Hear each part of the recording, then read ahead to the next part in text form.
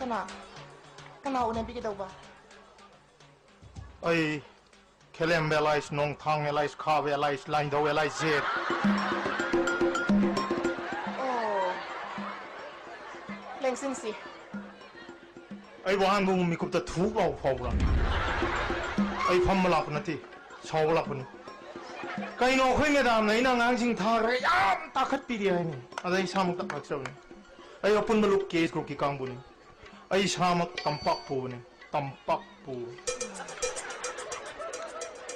Khabar da apun balup ani sude. Apun balup ki masa to palaiti haibadu haizabani. Ay hang na kanada sukay bahizakide. Apun balup ki press statement tazaraga. Engon da lakli balupa lak mga ki zero ladu.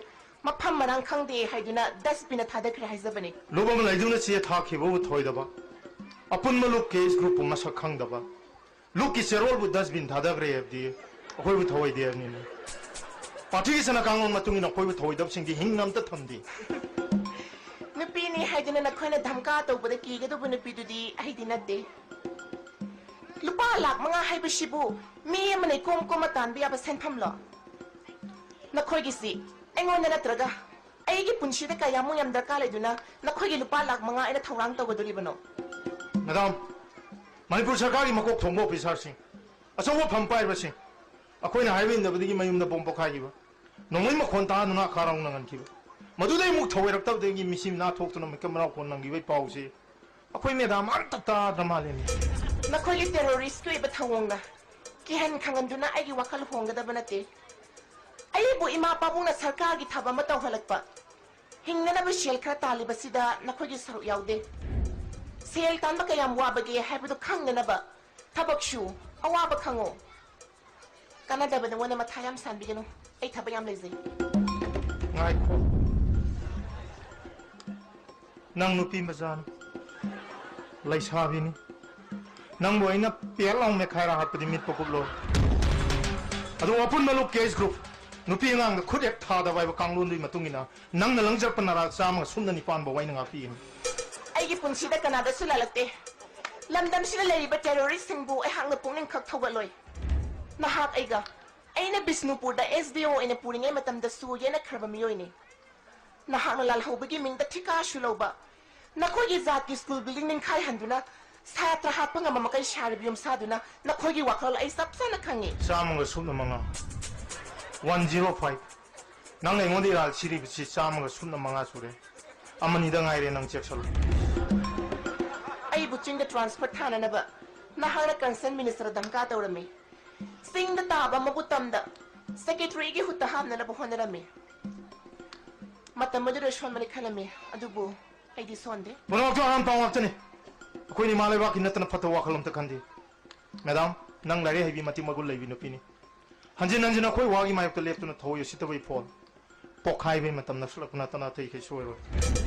Asai nang ngang jing ge samaleng ma no bam nang ngang bo mabdi nang sai turam. Ai wa phom je thu lo phawra. Numit tarung taibang thawai mi ga tha ga taru kanjana wi matam piri. Tarung ni shoba numit ai mafam jila ka ni. Numit tu dai na hai sen pham thamang wadam ni. Natraga na sangan sa thokiram.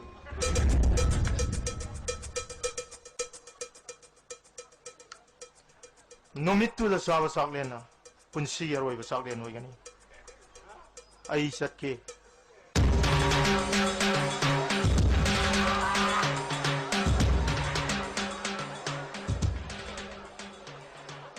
Mi simsiam ushit kidreda. Khangni dana.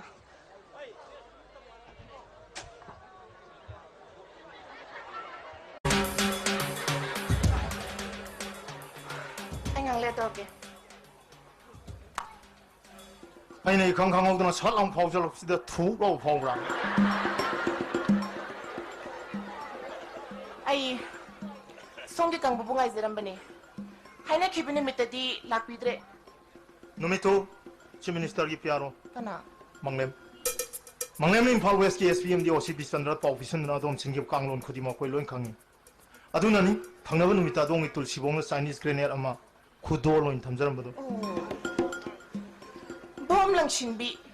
Nong may kapsin bisina trabadi นักคอยเชลใครแบบคุไลไปสิ่งสิทบัสสิเลยตาบรา หกสิบวันจำได้ป้อมนังชินนุ่นนงไม่กับชินนุ่นคุยมาสักครั้งนึงมาเคยไปช้าพังดีไปช้าเอาตัวนี้นิ่งตั้มพังใบช่วยทุกต้นนี่ลำดำสิตันนิ่งตันไปกินลำพัมอมตะเลยเตเชลตันบะกี่ฮันดูนะเชลใครไปดิเลยนิ่งตันบะตันไปดิเลยเตให้ไปสิดาอดมนักรีมอดปีบีไอ้เอาไว้คงมีตรงว่าหลับคนทีเชลเลอร์กันนิ่งตั้มพังก็ต้องนี่เชลบิวอาดระบะหิงเร่คุยดีอามาฮัดกันเลยบะคุยดีเชลบิวอาดระบะต้องตัวดุงกุมบิมบุเหกตาโตกุสุตาเชียงนะคุยปามุสิคุยมาเลยบะคุยยามนุ่งชีคุยกุนุ่งชีบุตรป่วยนะคุยนายเป็นเชนพัมชาชาปิโทโรเดี๋ยวนู้นก็คุยกันนุ่งชีนะนี่ขนาดใส่เนี่ยผมจะทั่วเลยอะไรไอ้ยำว่านคนนั้นจะดูนะเซลคาริทารังตลอดกันทำไมเลยบิดามูเซลล์คิดยังแค่นั้นลิชิงคุณบังอ่ะ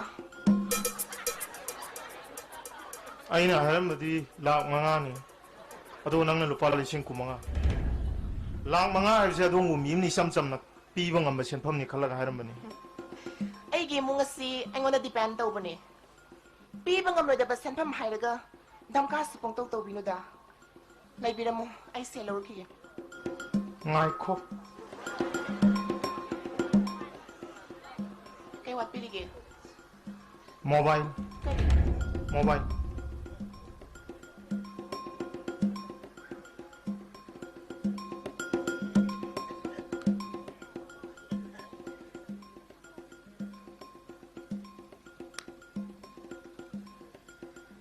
ไม่สิเดียทุบปีนี่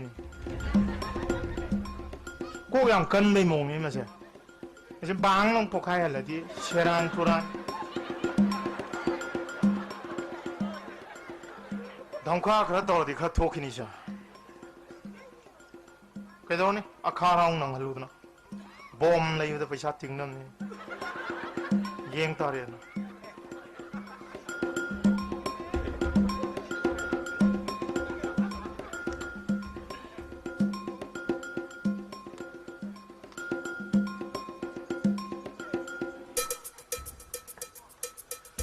มาตุ้งเดอไอ้กิสดามูฮันลักบิดานุบอมลังชินบีน้องไม่กับสินบีเตาบิดานุอาปัจจุบันกูต้องไม่เล่าให้หน่อยอาวัดเปอร์เซ็นต์พัมหายบะมุกเลยเตรไอ้ในยามนว่านคนนั้นจะดูนะไอ้คุยมานะบอมลังชิลกันนี่น้องไม่กับสิลกันนี่ปีบังอ่ะมาใครคราดังปีโคให้ดูนะฮันนันนะฮันมันไม่ได้ไอ้เซลล์ดูมีวันนี้ปูระบิซาบันนี่นั่งนั่งงานนูบิเชมไม่ยอมเอาเลยให้ดูเนี่ยตาไปเอาตามาตุ้งเดลุปาเลชิงคุมามาทั้งท่าดังอ่างท่ากันนู่นเนี่ยดูได้นะให้ดูเชมพันทำงานตรงนี้นัดเราเดี๋ยวปุ่นมาลุกเกสกรุ๊ปแกสัตย์ที่อยู่แกเป็นนั่งขังกันนี่ไอ้กิเดรย์บาฮิซักเร่มาข้าปีไปดีไอ้ทุกตัวมันเดอะดูนี่นั่งปาไม่ใช่น้อยมุ่งช่วยพลอนมาดูละไอ้ว่าผมจะถูกเอาละ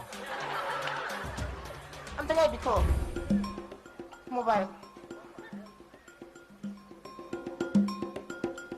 ใช่ทว่าทรมนักเรียนตัวเองไอ้ปูเร่